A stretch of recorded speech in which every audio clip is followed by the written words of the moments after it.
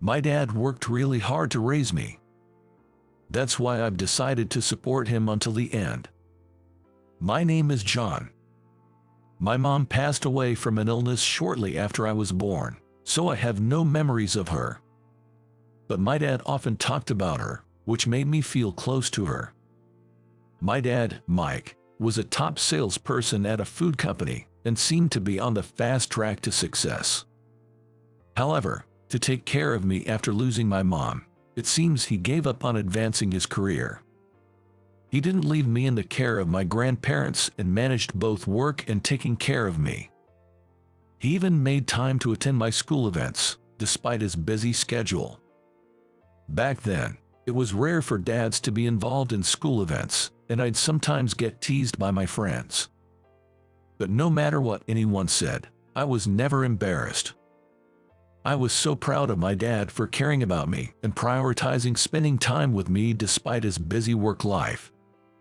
Thanks to him, I never felt lonely without a mom. I admired my dad and decided that I wanted to be like him someday. To support my dad, I started helping out with household chores. By the time I graduated from elementary school, I could handle most tasks on my own. When I started middle school, I also began a paper route job. Though my dad told me not to worry about money and to enjoy school, even as a kid, I could tell we were financially strained. I worked hard in my studies to avoid causing any worries, consistently ranking at the top of my class. Thanks to that, I was able to enter a well-known local prep school with a scholarship that covered my tuition. I wanted to ease my dad's burden as soon as possible, so I aimed to go to college and then work for a letting company. Studying was tough, but with my dad's support, I graduated from college and landed a job at my dream company this spring. When I entered college, my dad said, "John, you can live on your own if you want." I felt that living on my own would mean extra expenses for my dad, so I turned it down. Even after getting a job, I thought it better to save money and give it to my dad rather than spend it on living alone. Fortunately, my workplace was just a train ride away from home, so I decided to commute from there. I was assigned to the sales department of a housing company. I've always been interested in architecture and studied it in college as well. Starting the job, I realized what I had learned wasn't enough.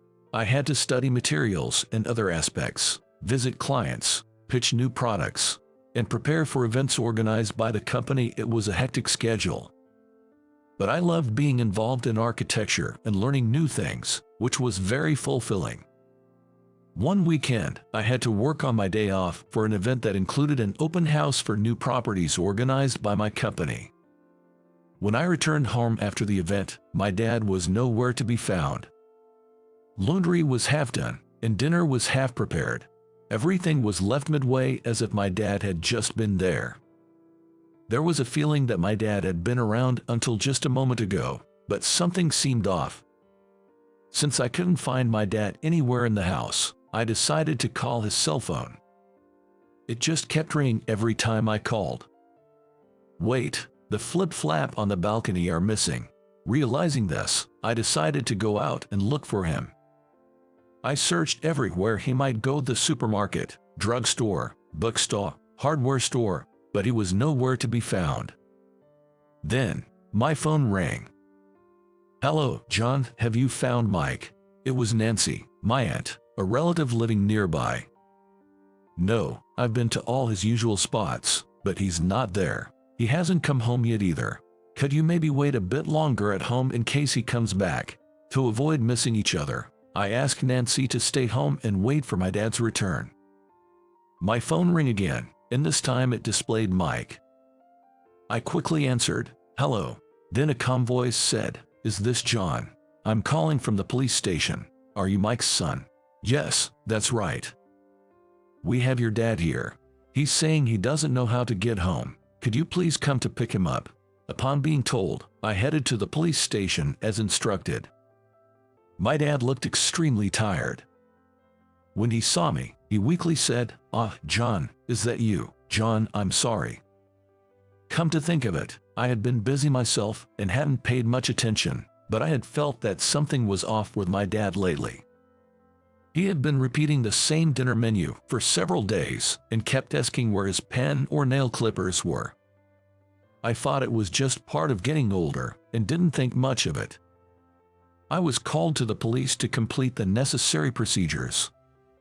While signing the documents, they asked me, "Does your father have any chronic illnesses?" I answered, "No, not really. You might want to consider the possibility of dementia.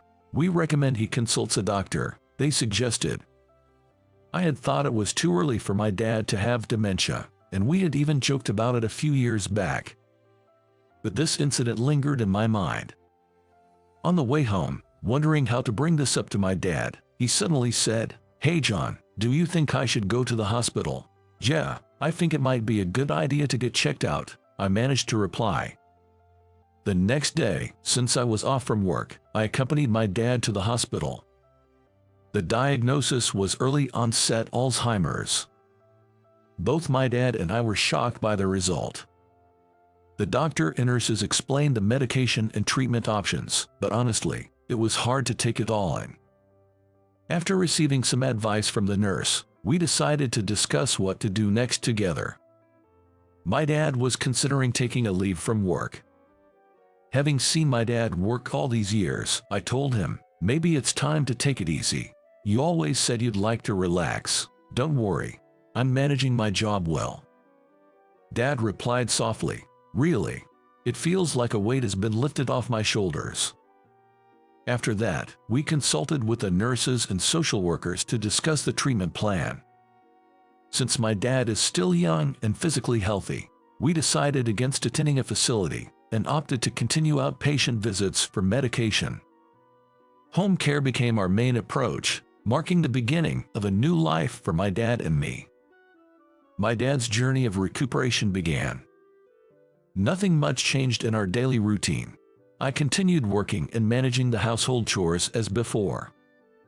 I balanced work and household chores. This wasn't a significant burden since my dad and I had always cooperated on these tasks. My dad took his medication from the hospital and spent his days peacefully at home, enjoying the garden or immersing himself in his favorite books. However, when work became demanding, I sometimes had to start early in the morning or return home on the very last train. Therefore, I had Nancy, a neighbor, check on him during the day. To avoid burdening her every day, we asked for her help every few days. Nancy was always willing to help, which was a huge relief for me. One day, I managed to come home a bit earlier in the evening. As I entered saying, "I'm home," I bumped into Nancy. "I appreciate your help. Thank you so much," I said, expressing my gratitude. Nancy replied, "It's nothing. I brought a little food for dinner, so please have some," pointing to the table. She continued, "You're doing a great job balancing work and care. Being young, you must get invited out for drinks or have to entertain clients. That's all part of the job, but don't overdo it, and feel free to ask for help." With that, Nancy hurried back home. Just like Nancy mentioned, being in sales, I often had to entertain clients and attend drinking parties with my boss. In my department, there's an old-fashioned boss who prioritizes work over family. David has been the department head since I joined. Initially, I found him intimidating, but he's competent and well-respected by others. He was strict with me but also showed expectations, which motivated me to work hard. As I took my work seriously, David began to take an interest in me. He would take me along to greet our clients and have me work closely with him during events. Thanks to him, I quickly learned the ropes and became well regarded by our clients. David once shared his own upbringing and background with me. I was raised by my grandparents because my parents were divorced. So, when I heard about your situation, I felt it was similar. When you see your parents struggling, you become desperate not to end up the same way. I also worked hard to repay my grandparents as soon as I could. That's why I see my past self in you. David shared, indicating that he had faced hardships in his youth and saw a reflection of himself in me. That's probably why he was trying to help me become independent quickly through work. However, that was fine when my dad was healthy. Now that my dad is in need of care, I can't just focus on work. Lately, David has been inviting me to entertain clients more frequently than before. You need to be able to handle client entertainment properly soon, he would say. I'm worried about my dad, so I've stopped returning home on the last train as I used to. I try to finish my work within regular hours to get home earlier. David doesn't seem pleased with this. Hey John, we're going out for drinks with President Miller of Miller Building Materials today, so we're coming too, he told me. Sorry, I have to take care of my dad in the evening. When I tried to decline, he said, "What are you talking about? President Miller likes you and has been asking about you insistently." Sorry, but I can't leave my dad alone. I apologize. When I refused, David got angry, saying, "What's wrong with you? Don't you have any motivation?" Despite this, I continued to work with David as before. But I was truly troubled because, despite repeatedly declining, I was still being asked to attend client entertainment events. Hey John, you can handle the entertainment by now. Make it happen this time.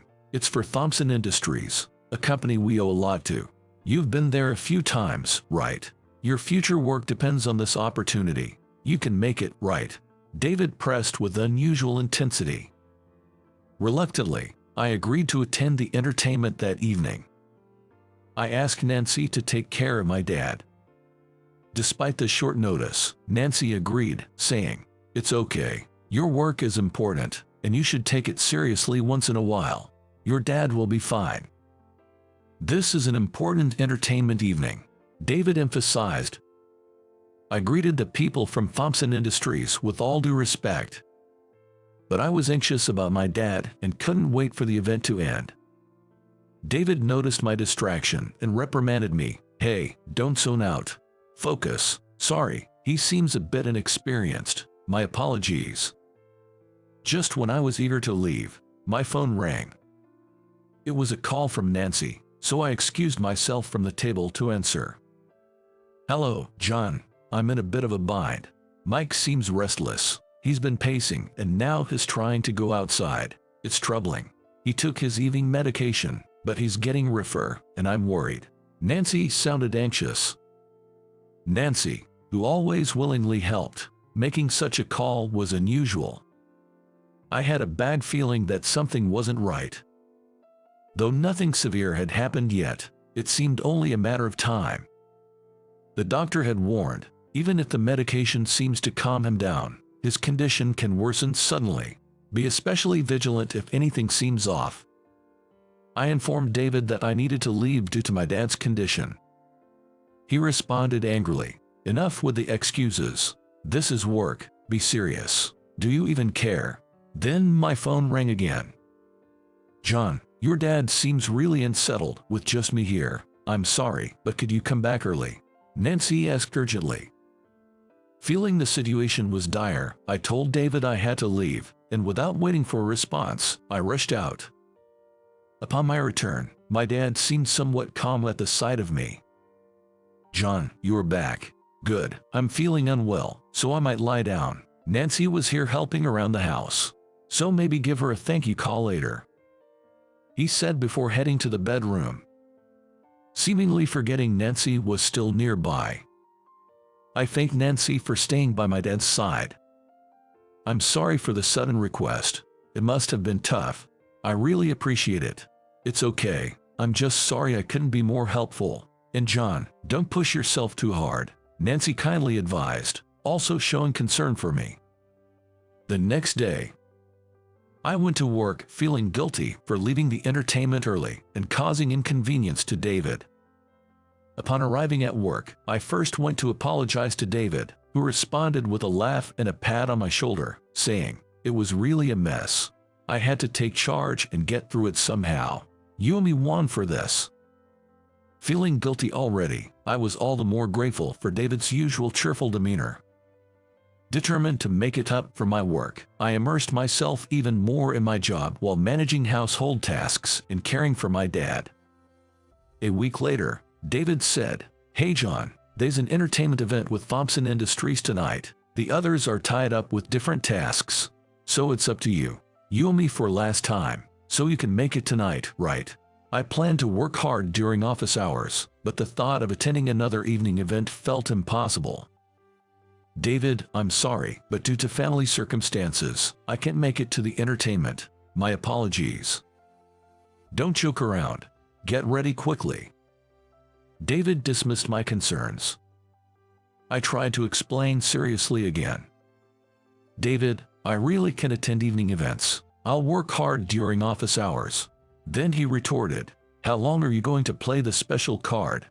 If you're getting paid, you should do your job properly. What's the big deal about an entertainment event? You're really useless." Seemingly annoyed with me, I avoided interacting much with David for the rest of the day. The next day, David stopped giving me work assignments. Not only that, but I was also excluded from departmental information and projects I had been involved in. When I tried to get work from others, they all said, "You have to check with David." When I asked David for instructions, he said, "There's nothing you can do. Find something else to work on." I was not only deprived of work, but also assigned unnecessary tasks, field work, and even complaint handling for departments I wasn't part of. Days went by without being allowed to do any of the work I had been doing since joining the company. I was swamped with handling complaints that day. While I was working, a thick file was abruptly placed on my desk. David casually said, "Hey, you must be free. Summarize this document and digitize it or something." "No, but I'm dealing with a complaint right now." I tried to refuse, but David retorted, "What? Can't even do what you're told properly. Must be nice, getting paid, leaving on time, and all that. Really enviable. Everyone else is working overtime, trying hard, you know." As he looked around, no one met his gaze. "If you can't handle this, you're useless to this company. Might as well quit," David said with a laugh, and something inside me snapped. I found myself saying, "Yes, you're right. I'm not allowed to do real work, and I'm subjected to what seems like harassment. The work environment is toxic. I might as well quit before I get sick. I don't need any leave or anything. I resign effective today. Thank you for everything." And with that, I submitted my resignation and left. I quit my job on impulse, but honestly, I have no regrets. I've worked hard up to now and haven't lived a lavish lifestyle. As long as I keep living the way I have been, I won't face any difficulties for the time being. That's how I felt. I decided to focus on spending time with my dad. We didn't do anything special, just enjoyed peaceful days at home where I was raised. We'd take walks to the hospital, reminisce while organizing the house, and had fulfilling times I couldn't have imagined while being busy with work. Although I wasn't struggling financially, I knew I couldn't stay home forever. I guess it's about time I start working again. Just as I was thinking this, while cleaning the entrance, a luxury car pulled up in front of my house. The man who got out of the car said politely, "Hello, it's been a while." I was trying to remember who he was, and then it hit me. It was Chairman Michael Thompson of Thompson Industries, whom I had met at a reception I had left early. Uncertain why the chairman came to my house, I invited him in, feeling it rude to chat outside. "Sorry for the sudden visit. Oh, Mike, you're looking well. Do you remember me?" Mr. Thompson started talking to my dad as soon as he entered. Then, my father's face brightened up instantly, and he said cheerfully, "Oh, Michael, it's you. How have you been?" As they talked happily for the first time in a while. Apparently, Chairman Thompson and my father have been friends since their college days.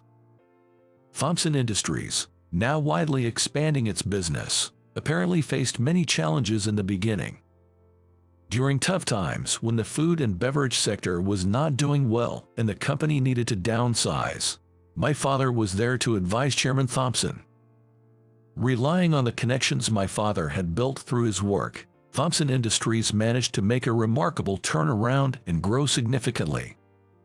not just in business matters, but when Chairman Thompson himself was in dire straits and struggling to make ends meet. He would often come over to our house for meals. While talking, Chairman Thompson paid his respects at the family altar where my mother's photograph was placed, looking nostalgic about those days. "I never expected to meet your son, John, at the dinner. I've been worried about you since then. There was another dinner shortly after, but you weren't there. I was looking forward to talking more about your dad, so it was a shame," Mr. Thompson expressed. "I'm truly sorry for that time. As you might know, my dad is currently recuperating at home. I'm taking care of him and handling household chores," I said apologetically. Mr. Thompson responded, "Jess, I've heard. You're doing great for someone so young. Your boss mentioned you were neglecting work because of home responsibilities. But I don't think so. You've been working hard." Hearing this made me feel that my efforts were recognized. "If you're willing, would you consider joining my company? President Anderson also spoke highly of you at the dinner. We won't force you to come to the office. We can discuss the terms later, but I believe our company needs you," Mr. Thompson kindly offered. Grateful for Chairman Thompson's generous offer, I immediately responded on the spot, "Yes, please, I'd appreciate that." Subsequently, I started working at Thompson Industries. I work at the office a few days a week and spend the other days working from home. Of course, I'm also taking advantage of the company's policies. Although I'm working fewer hours than before, I'm blessed with a great team and a supportive environment at the company. I'm determined to work hard without taking this environment for granted, while also valuing the time spent with my father.